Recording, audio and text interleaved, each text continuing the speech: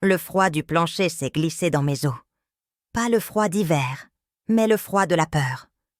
Je n'avais plus honte, plus de dignité, juste une vieille femme de 82 ans qui rampait sur le bois ciré.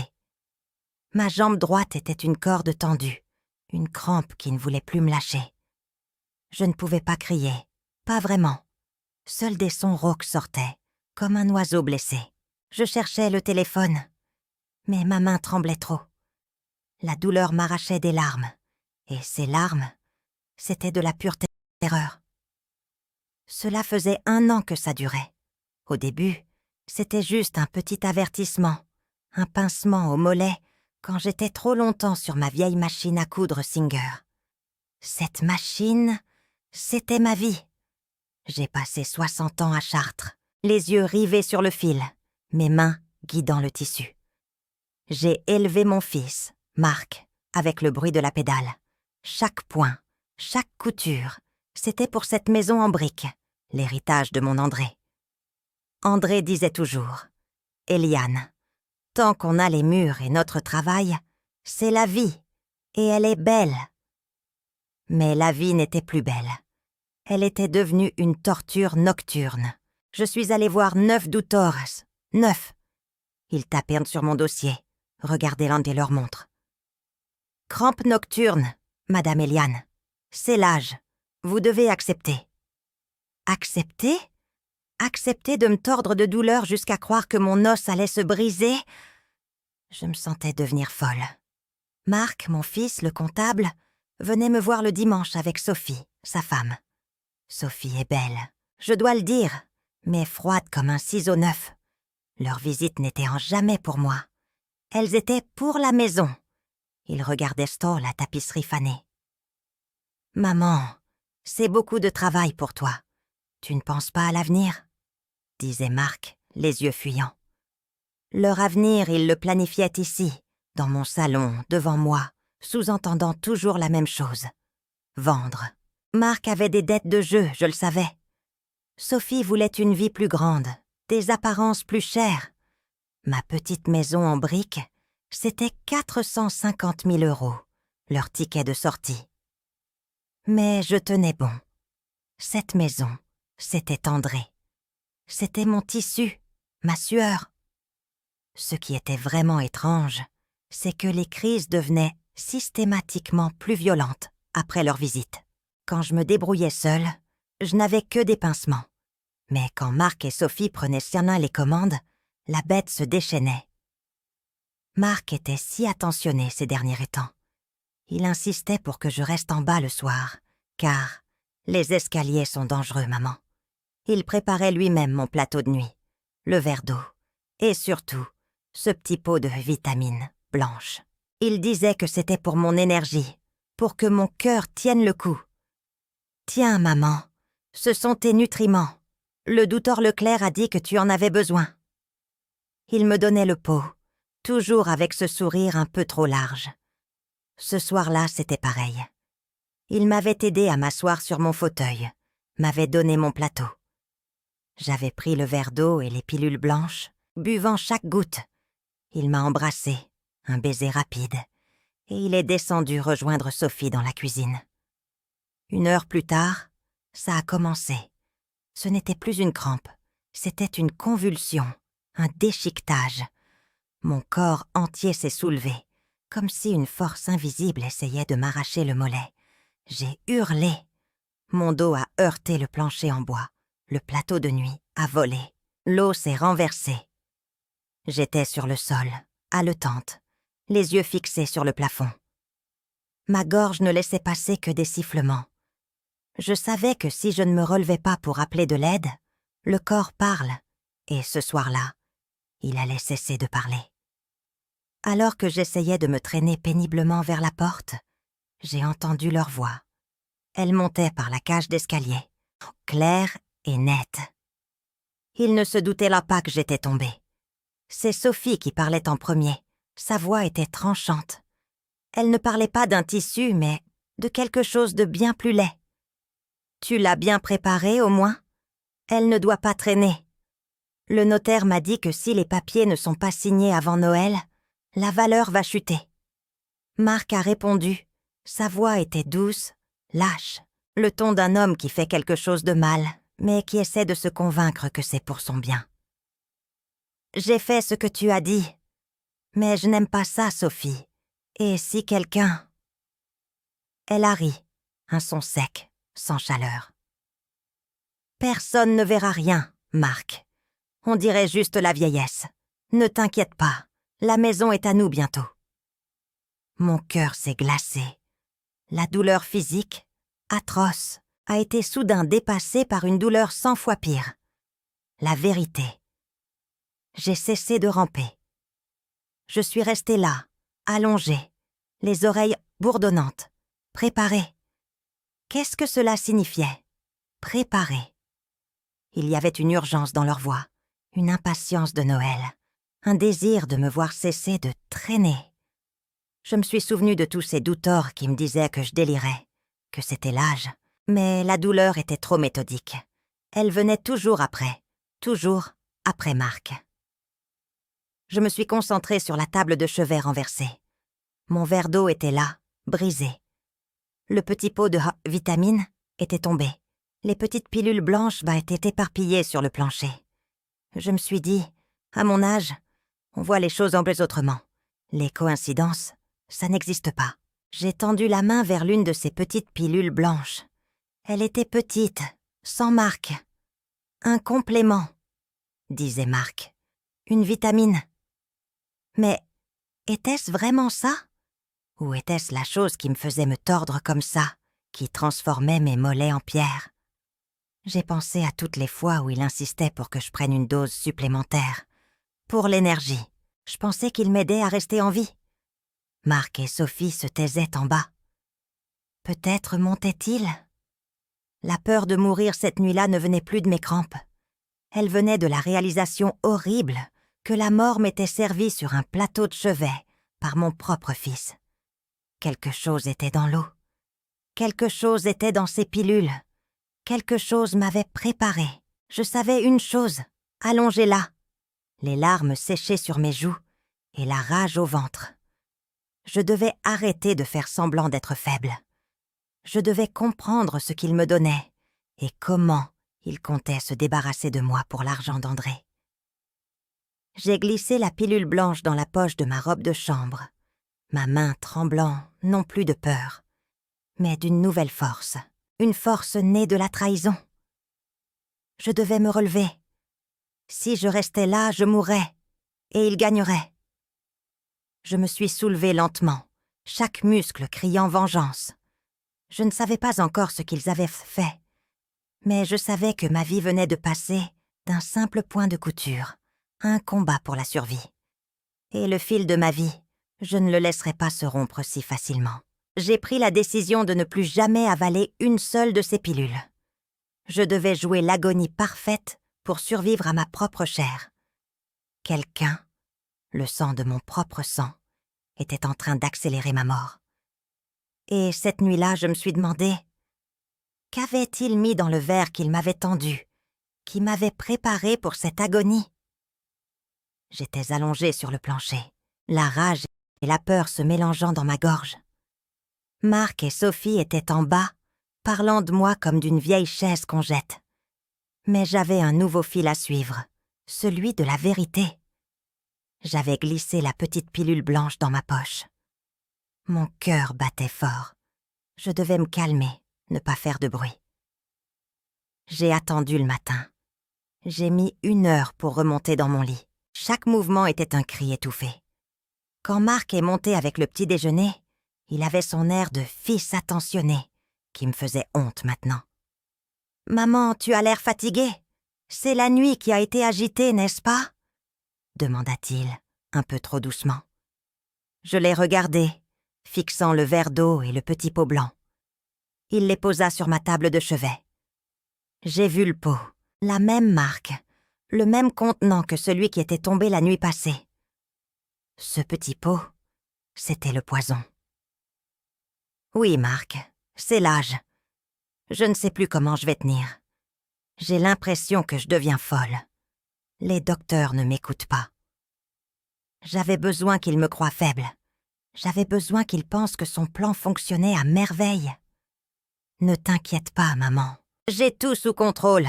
Ces vitamines vont t'aider à te sentir forte. Ce jour-là, j'ai fait semblant d'avaler les 2 pilules blanches.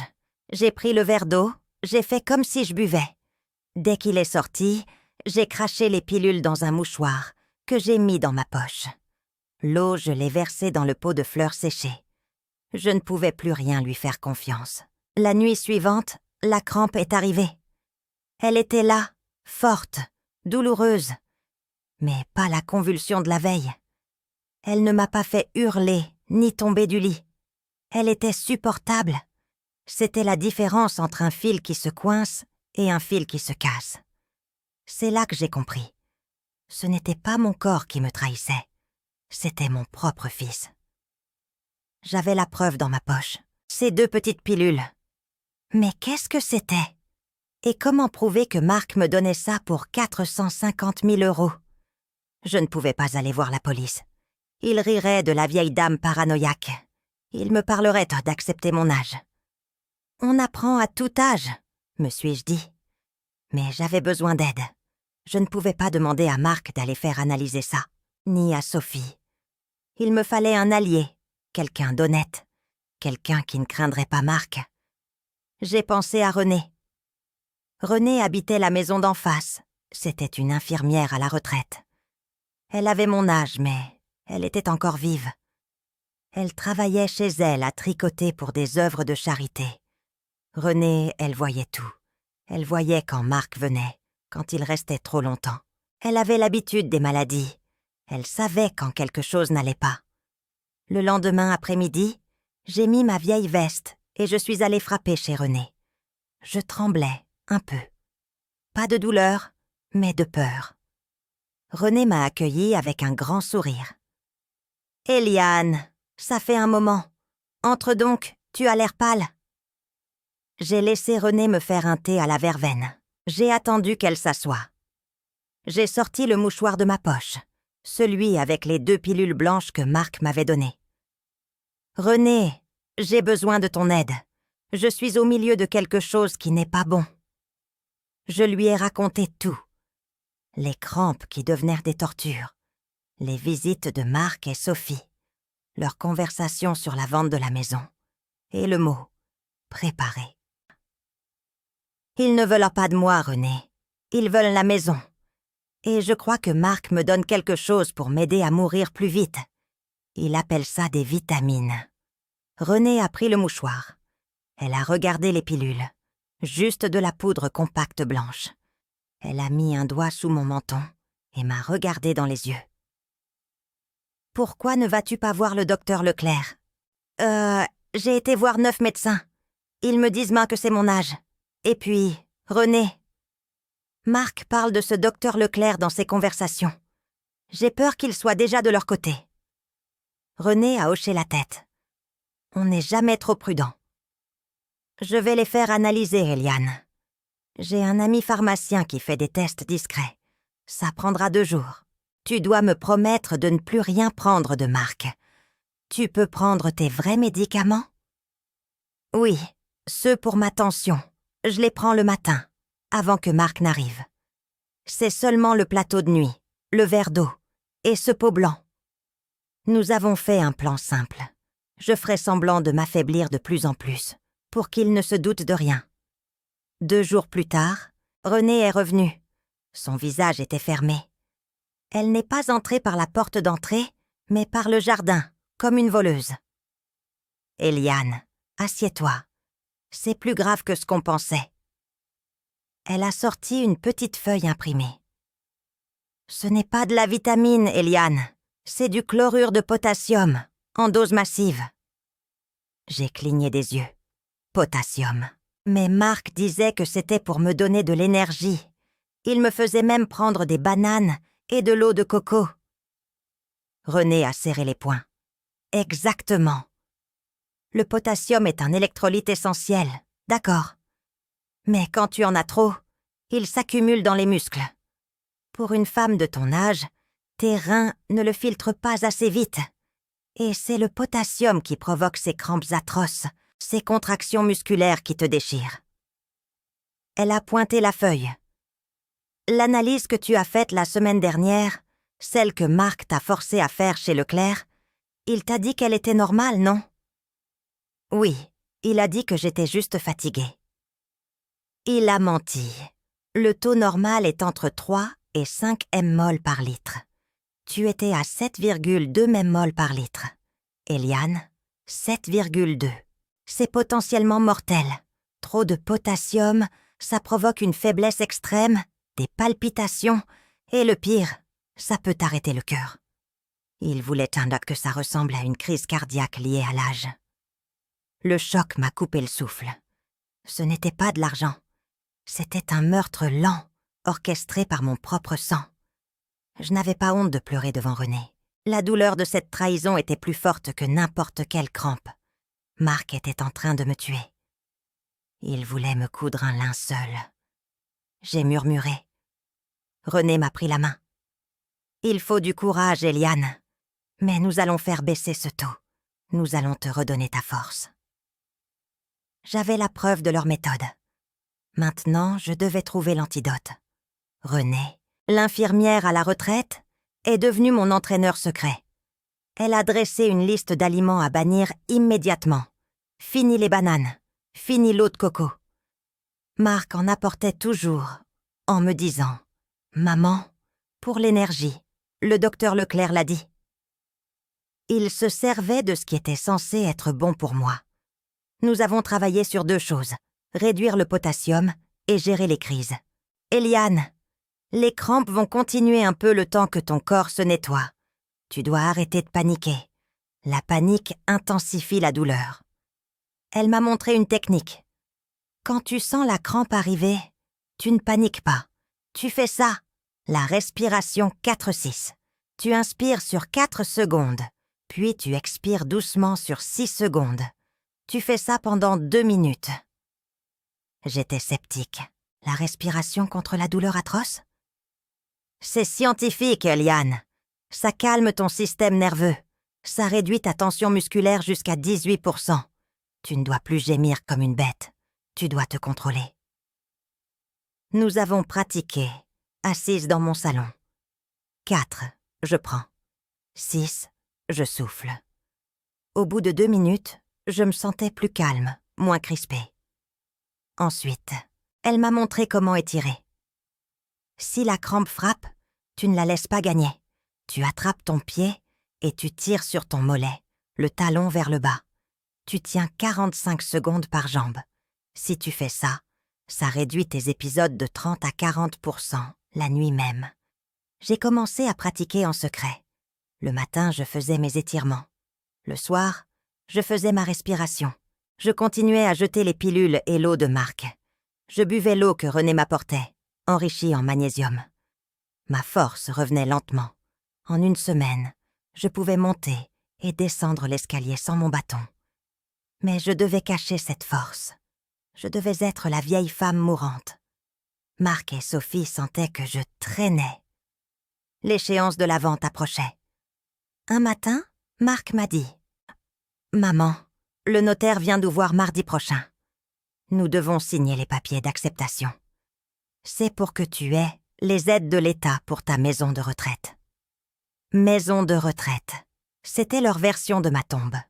J'ai hoché la tête, mon cœur plein de glace. Je suis si faible, Marc. Je ne suis pas sûre de pouvoir tenir jusque-là. Sa panique était visible. Tu vas tenir, maman. J'ai dit à Sophie de te préparer un plateau spécial ce soir, pour te donner de l'énergie. J'ai compris. Ils allaient doubler la dose. J'avais besoin d'une preuve encore plus claire, l'aveu qu'ils savaient ce qu'ils faisaient. Ce soir-là, j'ai mis le piège en place. J'ai fait semblant de m'évanouir dans le salon, juste au moment où Marc arrivait pour m'aider à monter. « Marc, mon cœur !» Il m'a attrapée, affolée.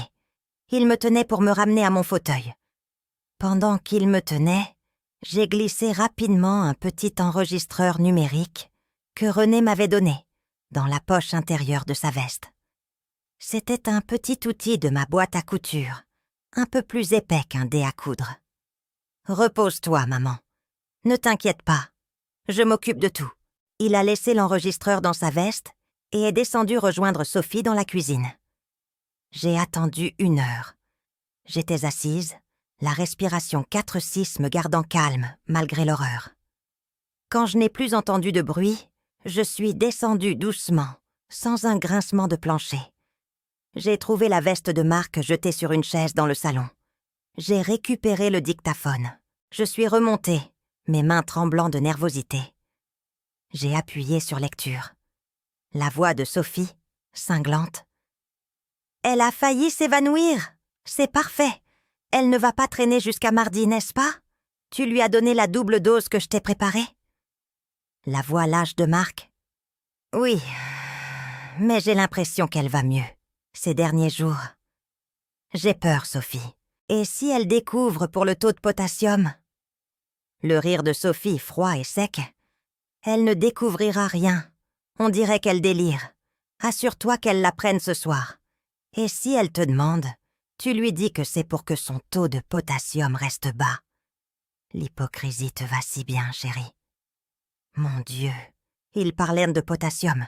Ils savaient exactement ce qu'ils faisaient. Ils avaient même réussi à piéger le docteur Leclerc, en faisant croire que je faisais des crises de panique pour justifier de nouvelles vitamines qui étaient en fait du poison. J'ai éteint l'enregistreur.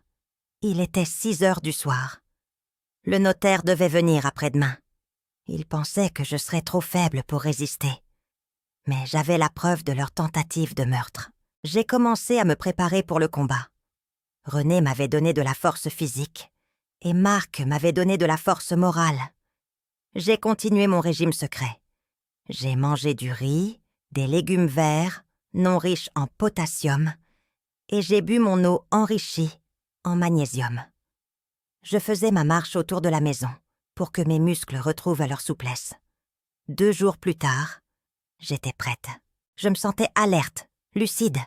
Ma tension artérielle, que je mesurais en cachette, était revenue à 125 sur 80. Mon corps me disait merci. C'était mardi.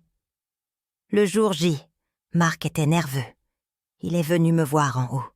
« Maman, dépêche-toi, le notaire arrive. » Je me suis levée.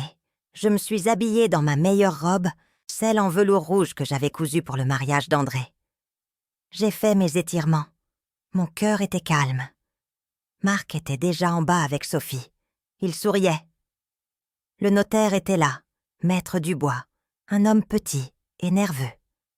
Je les ai entendus. Marc disait à Sophie, « C'est fini, la maison est à nous. Elle ne tiendra pas. » Je me suis avancée vers l'escalier. Je n'ai pas touché la rampe. J'ai redressé mon dos, celui qui avait heurté le plancher. Je me suis tenue droite. Marc et Sophie ont levé les yeux vers moi. Leurs sourires figés sont tombés. Ils s'attendaient à voir une vieille femme tremblante, presque morte, prête à signer n'importe quoi. J'ai descendu les marches lentement, comme si chaque pas était une victoire. Dans ma main, je tenais un objet. Mon découde-vite, pointu et aiguisé. L'outil que j'utilisais pour défaire les erreurs. Je suis arrivée en bas. Ma voix était étonnamment forte. « Vous êtes si impatient. Mais il y a une chose que vous avez oubliée, Marc. » J'ai brandi le découde-vite. Quand la couturière coupe le fil, c'est qu'elle a fini son ouvrage. Avant de continuer, dis-moi d'où tu regardes. J'aimerais beaucoup savoir jusqu'où cette histoire va voyager. C'était mardi, 10 heures du matin. L'atmosphère dans le salon de ma petite maison en briques, à Chartres, était d'une tension électrique. Le soleil matinal, qui filtrait par les rideaux, éclairait les motifs fanés de ma tapisserie, que Sophie détestait tant. Marc et Sophie étaient assis à la table en chêne. Marc en costume gris, l'air nerveux mais confiant. Sophie, tirée à 4 épingles, tenait son stylo, prête à signer le document qui devait me faire disparaître. Maître Dubois, le notaire, petit et chauve, était là, les papiers étalés devant lui, son air professionnel dissimulant à peine sa hâte. J'ai achevé ma descente. Je me tenais droite, ma robe en velours rouge, cousu autrefois pour des jours heureux, m'enveloppant comme une armure. « Maître Dubois, vous êtes ici pour formaliser le transfert de propriété, n'est-ce pas ?» demandai-je, ma voix claire et ferme, brisant le silence. Marc répondit rapidement, les yeux fuyants. « Oui, maman, pour ton bien, pour que tu n'aies plus de soucis. » Je souriais, sans chaleur. J'ai posé mon découde-vite sur la table. « Détrompez-vous, Marc. Maître Dubois n'est pas ici pour signer un acte de vente. Il est ici comme témoin. Car j'ai une responsabilité à assumer, celle de la justice. » Le visage de Marc devint livide. Ses yeux se fixèrent sur la porte d'entrée. C'est à ce moment-là que la porte s'ouvrit. Renée, ma voisine et mon ange gardien, entra, suivi de 2 hommes en uniforme. Le capitaine Laurent, de la gendarmerie de Chartres, et un médecin légiste en civil. Marc bondit, sa chaise raclant le plancher. « Maman, qu'est-ce que ça veut dire? Tu deviens vraiment folle !»